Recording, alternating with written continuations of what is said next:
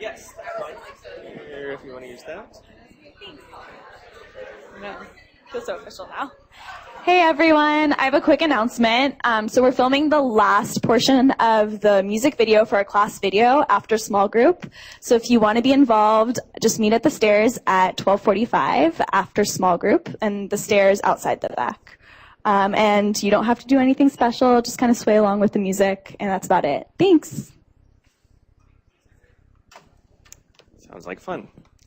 So we have our second lecture of today, which is on inflammatory myopathies, and presenting today will be Dr. Δημήτρης Pappas, who is a faculty member here. Good. This one, or do I need this? You don't need that. Okay, fine. Okay, hi.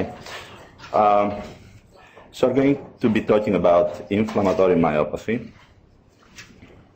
These are my disclosures. So first we're going to talk about the symptoms of autoimmune myopathies. Then we'll discuss about what we see in a biopsy. Then we'll talk about the role of some antibodies that are encountered in these diseases. And then only briefly we'll discuss diagnosis and therapy. Essentially, we will try to understand what's going on and why we have the symptoms that we have in myopathy. So if you open a textbook, in the chapter about inflammatory myopathies, you may encounter any of these terms, same in a scientific journal, in an article. So all of these terms are equivalent. If you're around with us and we talk about the patient with myopathy, most of the time we use the term myositis. So they are mostly equivalent terms that can be used when we write articles on where we talk about the patients. So today we're talking about this last category, the idiopathic, inflammatory, autoimmune myopathies. These are acquired conditions, okay, and are considered autoimmune diseases. These diseases should be differentiated by other acquired myopathies. For example, the myopathy you can see when somebody takes a statin. You may have a patient, you may have a relative who took statin and felt weak and had muscle pain, okay? Or you may have seen a patient who has HIV and has HIV myopathy. So our diseases are autoimmune myopathies, acquired, that are not due to a medication and are not due to a microbe. Another group of diseases that belong in this category, they may arise from mutations in the genes that encode structural proteins in the muscle. So the proteins are not normal, the muscle cannot work properly, you have weakness. Or from defects in the metabolism of the muscle, defects in the metabolism of lipid, of glycogen, defects in the function of mitochondria. So, for the muscle to work, we need to produce energy, we need to produce ATP. If you cannot metabolize lipids or glycogen, if your mitochondria don't work well, then you won't have the energy you need and you will feel weak. Okay? So the summary here is that our diseases are acquired, they're not due to medication, they're not due to a virus, they're not due to a microbe, and they don't belong to this other group that has to do with gene mutations and defects in metabolism. There are some differences between the inherited versus the acquired myopathies. The inherited ones usually present earlier in the life. There may be a family history. They're usually slowly progressive. And depending on the syndrome, there may be some characteristic clues that can help with the diagnosis. For example, if somebody has a defect in the metabolism of lipids or in the metabolism of glycogen, then the main manifestation will not be weakness per se, will be weakness after exercise, will be exercise intolerance, or will be weakness after fasting. These people who have a defect in the metabolism of glucose, for example, they won't be able to run a sprint. They may be able to run 5Ks slowly, a 5K or a half marathon, but they won't be able to run a sprint. Those people who have a defect in the metabolism of lipids, they will be able to run a sprint. They won't be able to run for long distances, right? Because this is the fuel you use for longer exercise. Any questions so far? Okay. So there are three main diseases that we're going to be focusing on, right? In the group of these autoimmune acquired myopathies: polymyositis, dermatomyositis, inclusion-bounded myositis. Now, all the other diseases that you heard about today, scleroderma, lupus, can also have myositis, inflammation of the muscle as a manifestation. Here we'll be focusing mainly today on the first three diseases that I'm listing here. So they can present in adulthood or in childhood. The typical patients between 30 and 50 years old, they're not very frequent diseases, and they're usually more frequent in females. So we're talking about myopathy, we're talking about inflammation in the muscle. So there will be weakness. What is characteristic in these diseases is that this weakness is usually in the proximal muscle groups, quadriceps, arms, shoulders, and there is symmetricity. So the patient usually will say, I have difficulty rising from a seated position, I cannot put a heavy object on a top shelf, I cannot comb my hair, anything that needs use of the central muscles. Sometimes other muscles can be affected, the pharyngeal muscles, and these patients may have dysphagia. But in most of the cases, there is no distal muscle involvement, there is no orbital muscle involvement, there is no facial weakness that can be seen in other entities that don't belong in the inflammatory myopathies.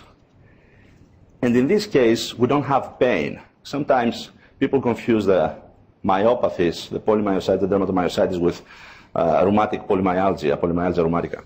So in the polymyalgia rheumatica, you have pain, you don't have inflammation of the muscle, right? And the pain tends to be in this area. In myositis, you usually have weakness in this area, but you don't have pain. The diagnosis is easy, especially for dermatomyositis, because we have all the skin rashes that we're going to describe in the next few slides. But I want to say that dermatomyositis is not just polymyositis plus a rash. We will explain that a little later. So there are several rashes in dermatomyositis. They make our life easier. Sometimes we don't have to biopsy a muscle in order to establish the diagnosis.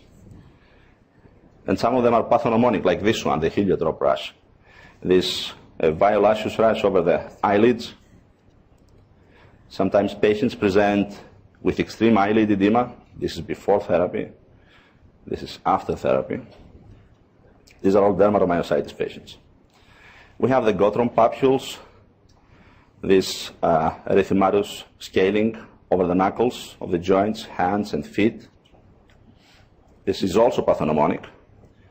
We have the Gottron sign. This is a macular erythema over the extensor surfaces of the joints, usually in the elbows and the knees.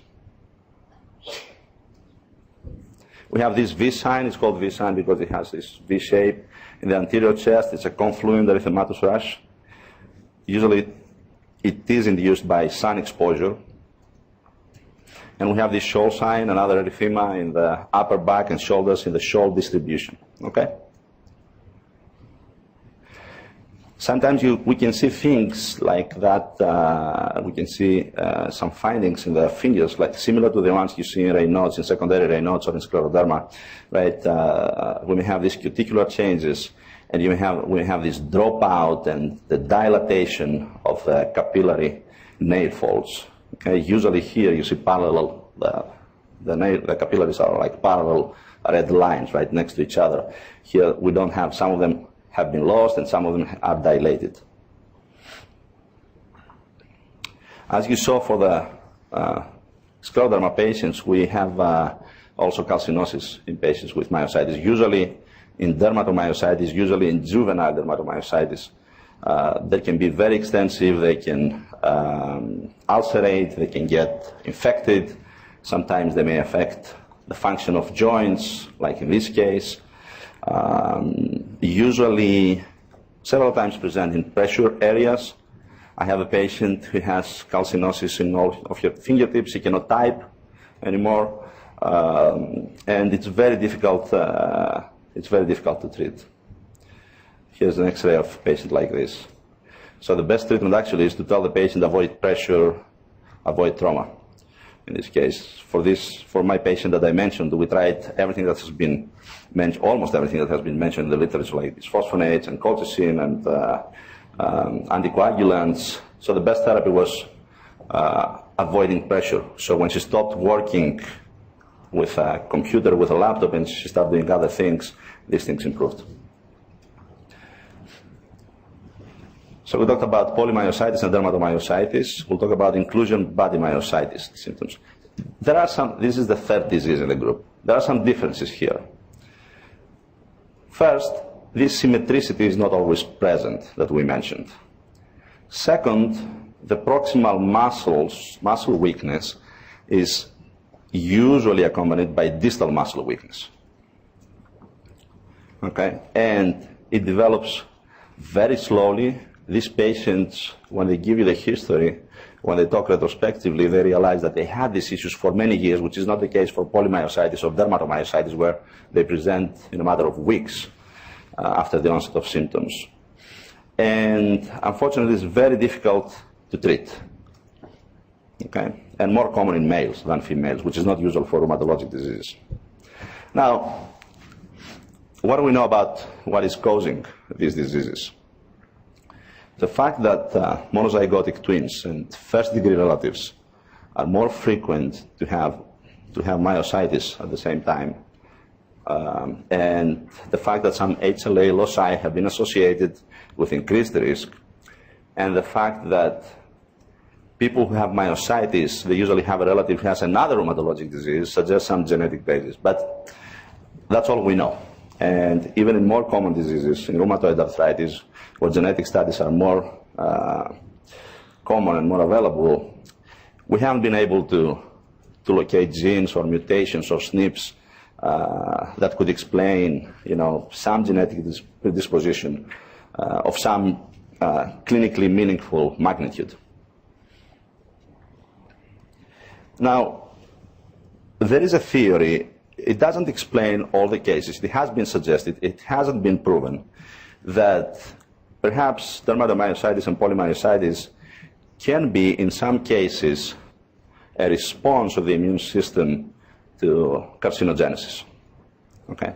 So there are some tumors, there are some cancer cells that are generated somewhere in the body. These cancer cells,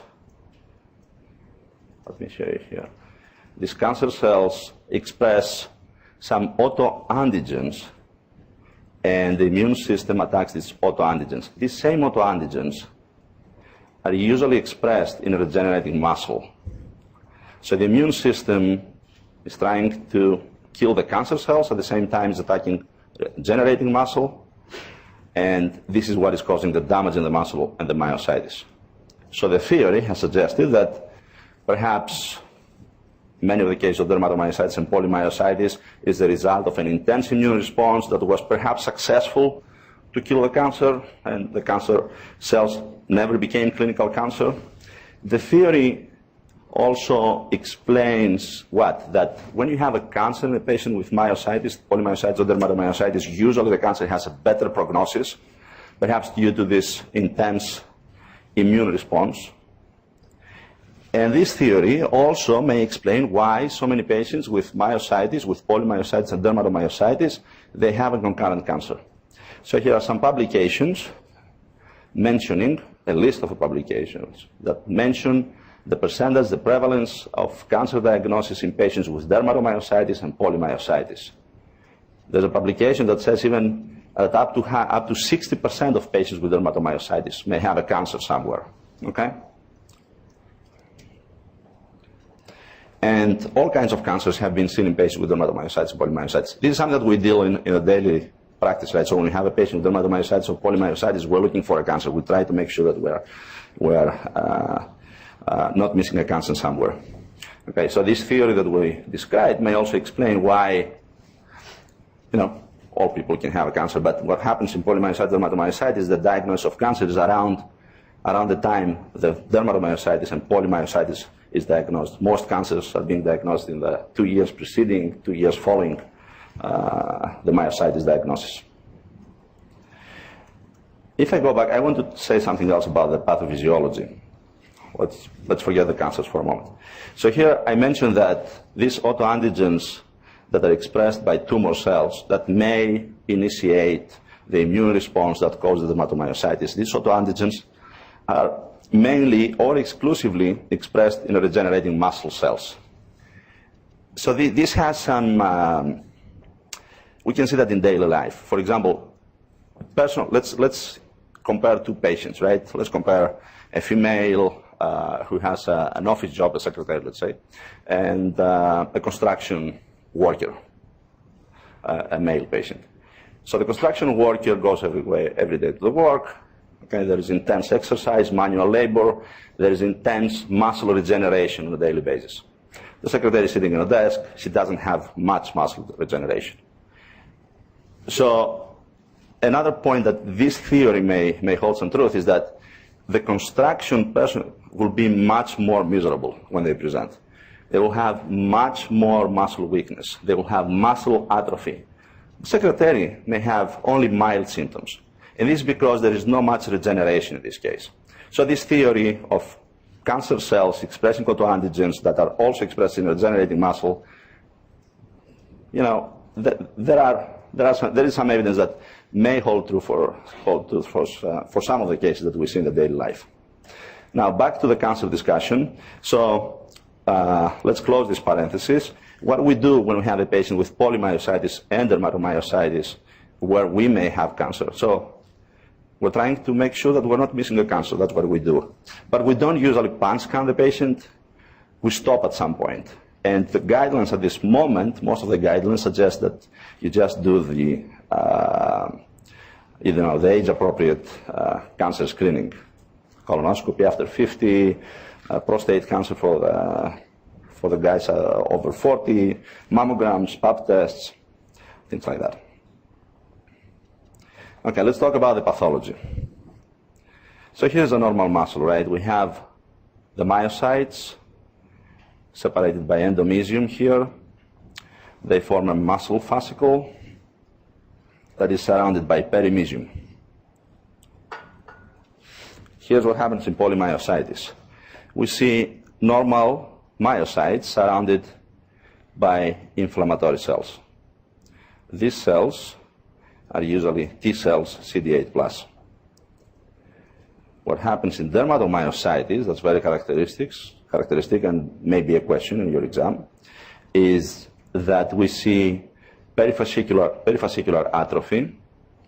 So the myocytes towards the border of the fascicle are smaller in size. And we also see inflammation surrounding the vessels. We see perivascular inflammation. Okay? So this inflammation also has T cells, but they are CD4 positive, CD8 positive in myositis. And there is also a humoral component here. We have a B cell infiltrate, we have complement deposition, we have immunoglobulins in IF. In inclusion myositis, we have these red rimmed vacuoles that contain beta amyloid. It's more characteristic. So the inflammatory cells seen here are similar to the polymyositis, right? T cells, mainly. Okay.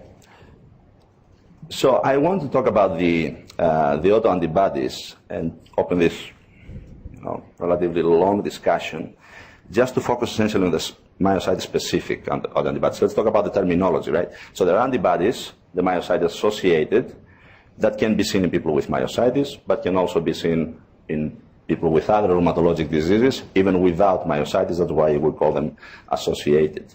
But there are other autoantibodies, the myositis-specific autoantibodies, that can be seen only in patients with myositis. They can be seen in patients with specific phenotypes, and they're associated with the prognosis. Okay? We'll talk about each one of them, or the most important of them. And the myositis-specific autoantibodies, they are separated in synthetase and non-synthetase. All these autoantibodies find their autoantigens as part of the protein synthesis machinery. Okay? So let's talk about the synthetase autoantibodies. So the synthetase autoantibodies are targeting the aminoacyl tRNA synthetase. So let's see here the protein synthesis machinery, right? So we have the aminoacyl tRNA synthetase that takes the tRNA with one hand and the corresponding amino acid with the other hand and brings them together so they can be added to the, to the peptide that is being synthesized here. So So depending on which kind of amino kill tRNA synthetase is targeted, we have a different autoantibody and we have a different phenotype.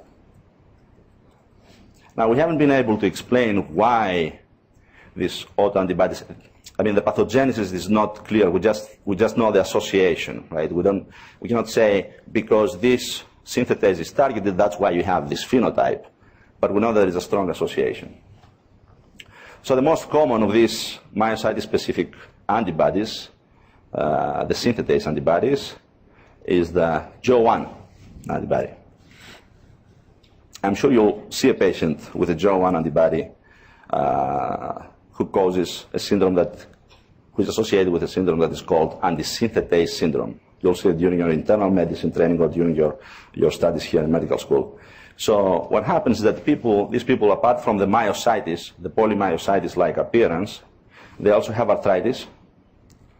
They also have this appearance, this fissuring, this crackling of the fingers that we call mechanic's hands.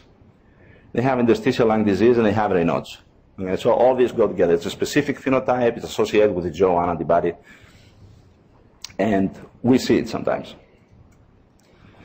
Okay, so the non-synthetase antibodies are antibodies that are not targeting the amino kill tRNA synthetase. They're targeting something else.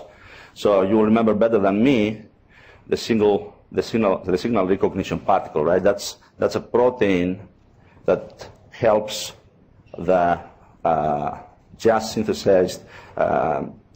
So what happens is that you have the protein synthesis. After the peptide is complete, then the signal recognition peptide takes it from the cytosol to the endoplasmic reticulum, right? So this antibody is targeting this signal recognition peptide, as you see here. It's somewhere here, right? So that's the antibody. So what happens when you have this anti-SRP antibody? In this case, you have a myositis that is rapidly progressive and that it's difficult to treat. Okay? It's a polymyositis, but it's difficult to treat. So that's what it means. I mentioned before that I want to mention some antibodies because they're associated with some specific phenotypes. So the highlight of this phenotype is the difficulty with treatment. And there is another antibody, the MI2, that is strongly associated with dermatomyositis, impressive skin rashes, but the patients are not miserable. They just have the rashes, right? They don't have much weakness, and they have a great response to low doses of prednisone usually. And they don't have such a high incidence of malignancy compared to the other dermatomyositis patients. So again, the take-home message from this discussion is that myositis-specific autoantibodies are associated with unique clinical phenotypes. So in your question, in your exam, we may ask about the JO1 and what are the symptoms of a patient with JO1 or with what SRP antibody presence means. Okay? And then we have these myositis-associated autoantibodies. As I mentioned, these autoantibodies may be present in patients with myositis, may be present in patients with other rheumatologic diseases who may or may not have myositis as well. So here's a long list. There are more than this that are available. And the more common or the more significant of those are the ones that I have highlighted here. So if you have this polymyositis SCL, you have a patient who has polymyositis and systemic sclerosis overlap in most of the cases. If you have this RMP, you have the patient has mixed connective tissue disease, and one of the manifestations is also myositis. You have this Rho antibody. This may be a patient who has lupus and may or may not have myositis as well. Okay, so we talked about the symptoms. We talked about the theory that may explain the pathogenesis. We described that some antibodies are associated with specific phenotypes. All this discussion was around how the muscle weakness can be explained. But as every rheumatologic disease, the myopathies, the inflammatory myopathies, are also systemic diseases. So it's not only the muscles that are affected. So frequently, 1 in 4 patients may have arthritis or just arthralgias. We already mentioned that the pharyngeal muscles may be affected and they may have dysphagia. And the heart muscle may be affected, and the lung function may be affected. Let's talk about the lung function. These patients may know that they have, it may be obvious that they have lung involvement, they may have symptoms, or may be completely asymptomatic. And the lung function may be affected in several ways. You heard that interstitial lung disease can be encountered in scleroderma, in arthritis, in lupus and everything. It can also be encountered here in people with polymyositis and dermatomyositis. But it's only the inflammation of the lung parenchyma that we encounter here. These people may have myositis of the respiratory muscles, and they may not be able to breathe. And these people may have aspiration pneumonia events because of the dysphagia, because of the pharyngeal muscle involvement. So when we see a patient, we also evaluate all these things. Yes, it is a symmetric disease. Sometimes it may be a little complicated to diagnose a patient, especially if they present with shortness of breath, if the heart is involved, if they have arthritis, okay? If they have inclusion body myositis, for example, which may have peripheral muscle involvement. But there are some features that help us, in general, make sure that we're not diagnosing other entities as myositis and vice versa. So when we have a rash of dermatomyositis, our life is easy, right? Especially if it's one of the pathognomonic ones.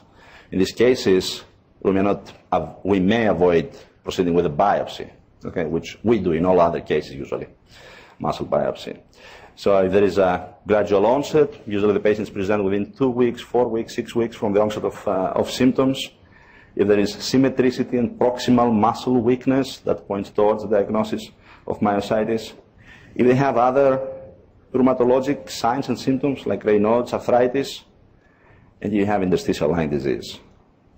This can help in some difficult cases. Now, if there's a family history, you will think one of these inherited myopathies that we mentioned in the beginning.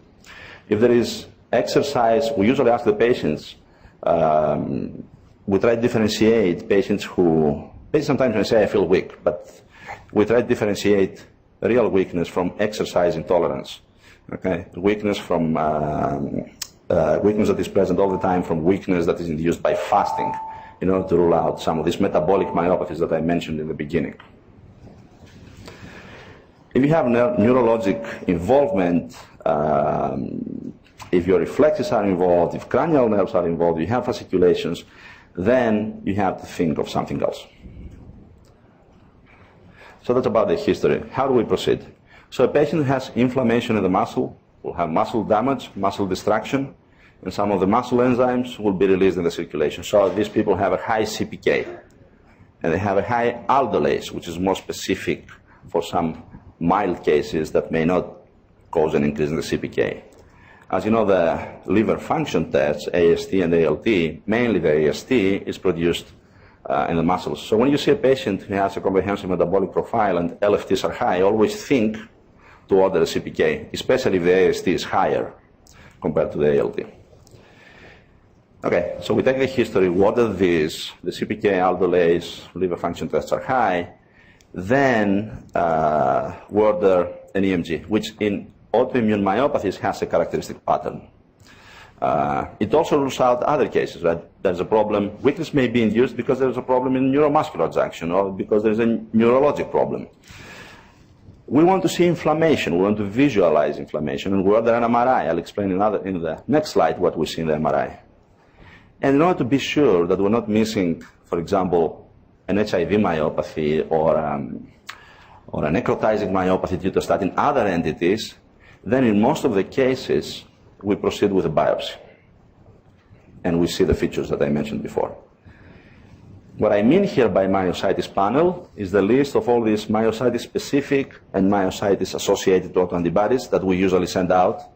They take several days to come back. And of course, we evaluate heart function, lung function, swallowing function in all of these patients. So what do we see in the MRI?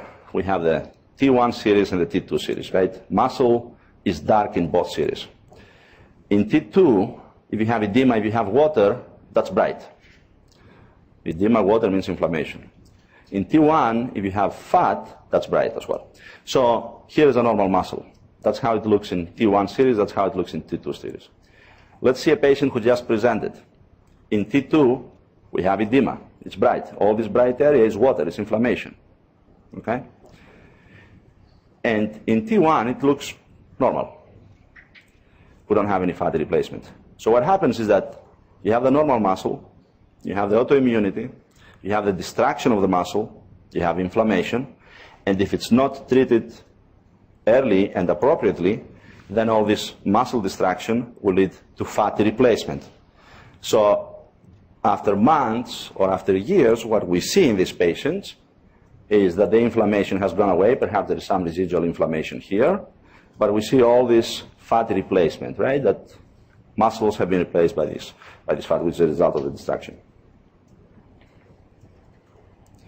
So inflammation that is seen in T2 in early phases, fatty replacement that is seen in late stages, especially in patients who have not been treated. Now, this is frequently seen in inclusion body myositis because these people tend to come in late because the symptoms, develop very gradually.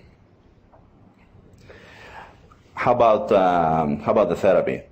I think the most important for your stage of training is to try to understand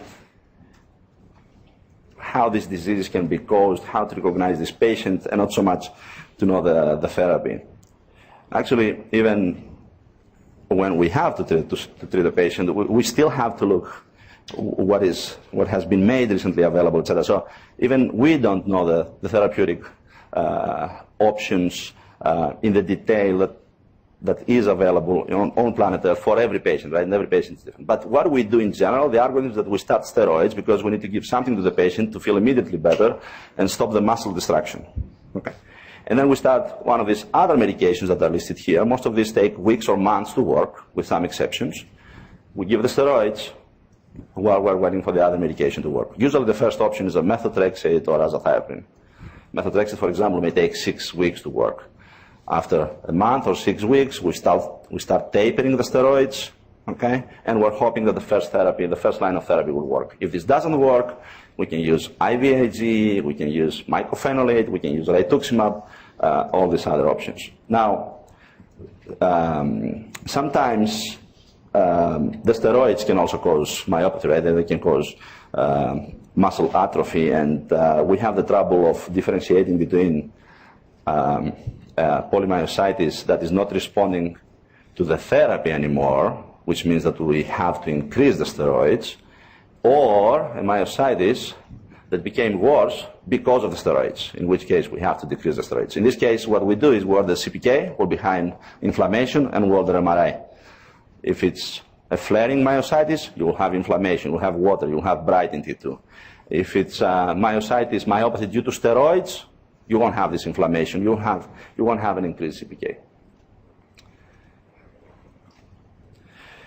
So I had received an email that we have to prepare some multiple choices, and we have to put in the presentation this, and you will have something to respond in real time, but this didn't work. Yes?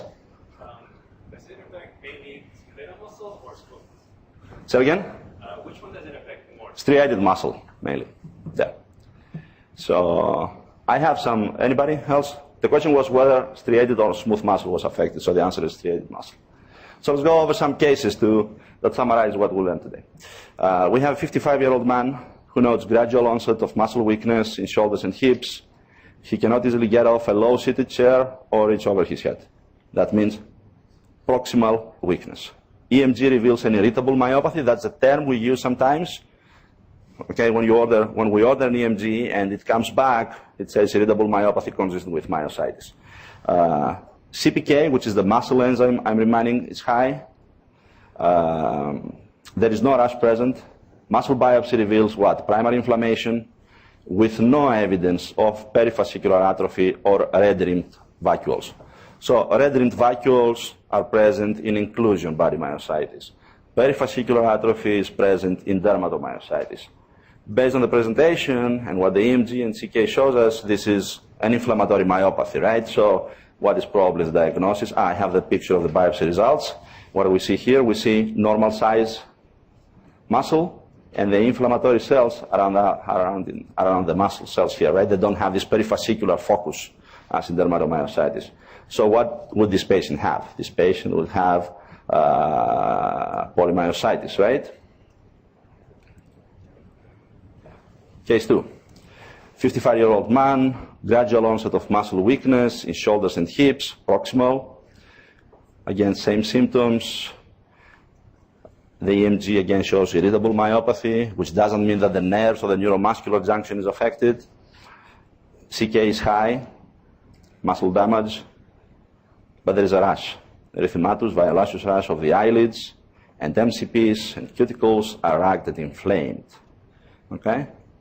So it looks like dermatomyositis. Muscle biopsy reveals primary inflammation with evidence of both perifascicular inflammation and perifascicular atrophy. So these muscle cells here, these myocytes, are smaller in size, and here is a vessel, and we have these inflammatory cells in this perivascular distribution. So the diagnosis is obviously which one? Dermatomyositis, right? Yes?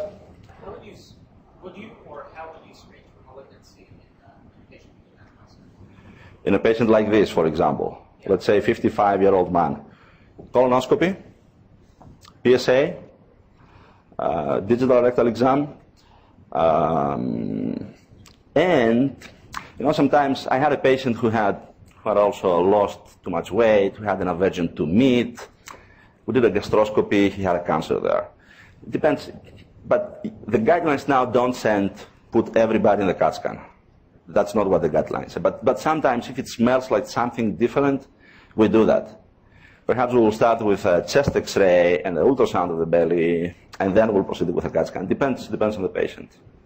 I gave you this example with a guy with aversion to meat, for example. I remember characteristically because he volunteered this information. He said, I'm weak, I cannot stand from a seated position, etc. But he also said, you know what, I lost so much weight and I cannot eat meat anymore, and I cannot smell cigarettes. And I cannot, so this meant something, and we found the cancer in the stomach. Okay?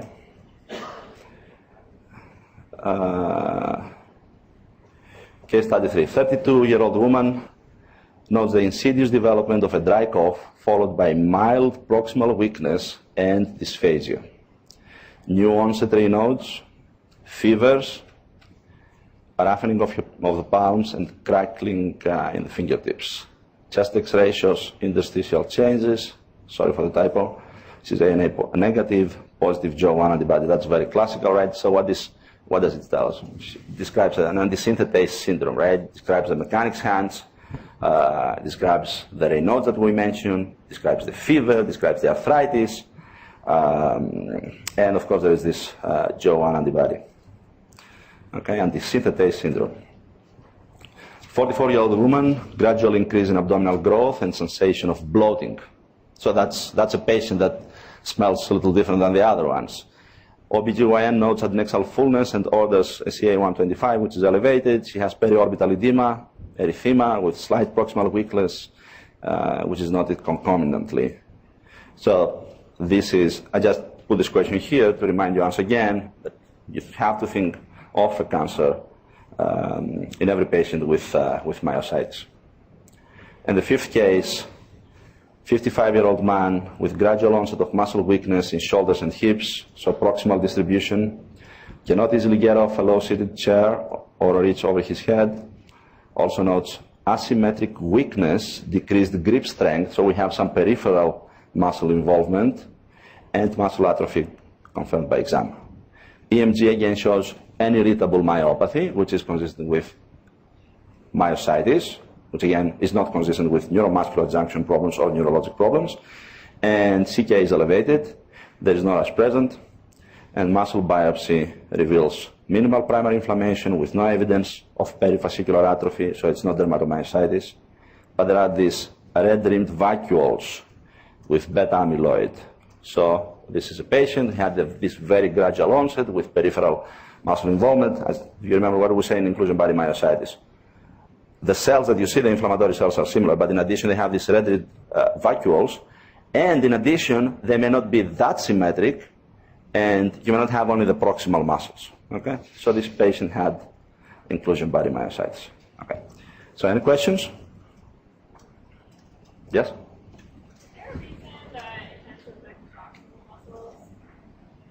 Yeah, if there's a reason, there are the proximal muscles. There is no reason, but it's more evident in the proximal muscles. That's all we know so far, right? So you have more regeneration usually in the proximal muscles, and it's more evident in the proximal muscles because, number one, there is more damage because there is more regeneration. These are the muscles that we use every day. And number two, if you have the degeneration, then you have the damage, then you notice this in your daily life. You have to sit, you have to get up all the day, you have to use your proximal muscles. Okay? It's the regeneration. Yes? So would you advise your patients not to exercise to reduce the amount of regeneration? Yeah, that's a good question. So we call physical therapy when we have a patient in the hospital. What we advise the physical therapy is to avoid intense exercise and make sure that we avoid contractures, right? Some of these people may be bedridden for a while. So we maintain joint motion, range of motion. We have some exercise, but this shouldn't be heavy exercise. They're not doing weightlifting for the reason we explained, yeah. Okay, thank you for your patience, thank you.